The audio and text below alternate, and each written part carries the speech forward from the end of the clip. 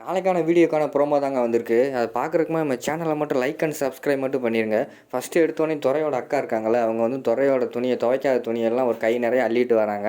எனக்குள்ள வந்து பாரதி நின்றுக்கிட்டு இருக்காங்க. அவங்க வந்து கம்பெனியில் இப்படி நடந்துருச்சு அப்படின்னு நினச்சிக்கிட்டு ஃபீல் பண்ணிட்டு நின்றுக்கிட்டே இருக்காங்க. அந்த நேரத்தில் வந்து அம்மா ராசாத்தி இங்கே வாமா அப்படிங்கிற மாதிரி கூப்பிட்றாங்க. உடனே பாரதி என்ன அப்படின்னு சொல்லிட்டு பக்கத்தில் வராங்க. இந்தா இதெல்லாம் துரையோட துணி, இனிமேல் என்னாலாம் துவைக்க முடியாது, இனிமேல் நீ தான் துவைக்கணும். ஏன்னா உனக்கும் துரைக்கும் கல்யாண நாள்லாம் நெருங்கிருச்சுல, இனிமேல் அவன் என்னென்ன செய்கிறாரு ஏது செய்கிறாரு நீ தான் பார்த்துக்கிறணும். என்னாலாம் இன்னும் அவனை கவனிச்சிக்கிற முடியாது. அதுவும் இல்லாமல் துரை வந்து டெய்லி 2 ட்ரெஸ்ஸு மாற்றிக்கிட்டு இருக்காரு. அதெல்லாம் இன்னும் என்னால் துவைக்க முடியாதுப்பா, நீயே துவைச்சிக்கோ அப்படிங்கிற மாதிரி சொல்லிவிட்டு நம்ம பாரதியோட கையில் அந்த துணியை கொடுத்துட்டு அவங்க கிளம்பிடுறாங்க. இவங்க ரொம்ப ஃபீல் பண்ணி அழுதுகிட்டே பாத்ரூமில் போய் ஒரு வாளியில் துணியெல்லாம் முக்கி வச்சுக்கிட்டு இருக்காங்க. பின்னாடி வந்து துரை வந்து துண்டை போட்டுட்டு குளிக்கிற மாதிரி வராரு.